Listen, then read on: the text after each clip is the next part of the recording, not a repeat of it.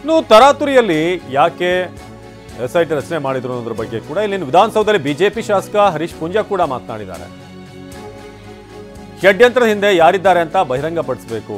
ಷಡ್ಯಂತ್ರ ಇದೆ ಅಂತ DCM DK ಅವರೇ ಹೇಳಿದ್ದಾರೆ. ಜನಾರ್ದನ್ ರೆಡ್ಡಿ ಹೇಳಿಕೆಗೂ ಮುನ್ನ DK ಅವರ ಹೇಳಿಕೆ ಇದೆ. SIT ತನಿಖಾ ವರದಿ ಜನರ ಮುಂದೆ ಇಡುವಂತ ವೇಳೆ ಷಡ್ಯಂತ್ರದ ಹಿಂದೆ ಯಾರಿದ್ದಾರೆ ಅನ್ನೋದು ಕೂಡ ಬಹಿರಂಗ ಆಗಬೇಕು. ಇವತ್ತು ಜನಾರ್ದನ್ ರೆಡ್ಡಿ ಅವರು ಹೇಳಿರತಕ್ಕಂಥದ್ದಿರಬಹುದು ಅಥವಾ ಉಪಮುಖ್ಯಮಂತ್ರಿ DK ಶಿವಕುಮಾರ್ ಅವರು ಸಹ ಸ್ವತಃ ಸರ್ಕಾರದ ಒಂದು ಭಾಗವಾಗಿ ಅವರೇ ಹೇಳಿದ್ದಾರೆ. ಇದರ ಹಿಂದೆ ಅನೇಕ ಷಡ್ಯಂತ್ರಗಳಿದೆ ಅನ್ನುವಂಥದ್ದನ್ನು ಹೇಳಿದ್ದಾರೆ. ಖಂಡಿತ ಉಪಮುಖ್ಯಮಂತ್ರಿಗಳಿಗೂ ಇದರ ಗಮನಕ್ಕೆ ಇರೋದ್ರಿಂದ ವರದಿ ಬರಬೇಕಾದ್ರೆ ಇದರ ಎಲ್ಲವೂ ಸಹ ಬೆಳಕಿಗೆ ಬರ್ತದೆ ಅನ್ನುವಂಥದ್ದು ನನ್ನ ಭಾವನೆ. ಏನು ಸರ್ಕಾರದ ಉಪಮುಖ್ಯಮಂತ್ರಿಗಳು ಹೇಳಿರ್ತಕ್ಕಂಥದ್ದು ವರದಿಯಲ್ಲಿ ಇದನ್ನು ಸಮಗ್ರವಾಗಿ ತನಿಖೆ ಇದರೆಲ್ಲರ ತನಿಖೆ ಮಾಡಿ ರಾಜ್ಯದ ಮುಂದಿಡತಕ್ಕಂಥ ಕೆಲಸವನ್ನು ಉಪಮುಖ್ಯಮಂತ್ರಿಗಳು ಮಾಡ್ತಾರೆ ಅನ್ನುವಂಥ ಭಾವನೆ ಇದೆ. ಸ್ಫೋಟಕ್ಕೆ ಹೇಳಿಕೆಯನ್ನು ಜನಾರ್ದನ್ ರೆಡ್ಡಿ ಅವರು ಹೇಳುವುದಕ್ಕಿಂತ ಮುಂಚೆ DK ಶಿವಕುಮಾರ್ ಅವರು ಹೇಳಿದ್ದಾರೆ ಇದರ ಹಿಂದೆ ಷಡ್ಯಂತ್ರ ಇದೆ ಅಂತೇಳಿ.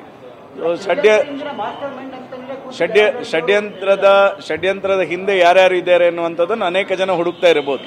ಪ್ರಾಯಶಃ ಇವತ್ತು ನಾವು ಯಾರು ಹುಡುಕಿದ್ರು ಅದರ ಸತ್ಯಾಸತ್ಯತೆ ತಿಳಿಬೇಕಾದ್ರೆ ಅದರ ಹಿಂದೆ ನಿಲ್ಲಬೇಕಾದ್ರು DK ಶಿವಕುಮಾರ್ ಅವರು. ಯಾಕಂತ ಹೇಳಿದ್ರೆ ಅವರಿಗೆ ಅದರ ಇರುವಂಥದ್ದು. ಅದರಿಂದಾಗಿ DK ಶಿವಕುಮಾರ್ ಹತ್ರ ನಾನು ವಿನಂತಿ ಮಾಡ್ತೇನೆ, ಈ ವರದಿಯನ್ನು ಸಮಾಜದ ಮುಂದಿಡಬೇಕಾದ್ರೆ ಷಡ್ಯಂತ್ರ ಮಾಡಿದವರು ಯಾರು ಎನ್ನುವಂಥದ್ದನ್ನು ಸಹ ಸಮಾಜದ ಮುಂದಿಡಬೇಕು ಎನ್ನುವಂಥ ವಿನಂತಿಯನ್ನು DK ಶಿವಕುಮಾರ್ ಅವರಿಗೆ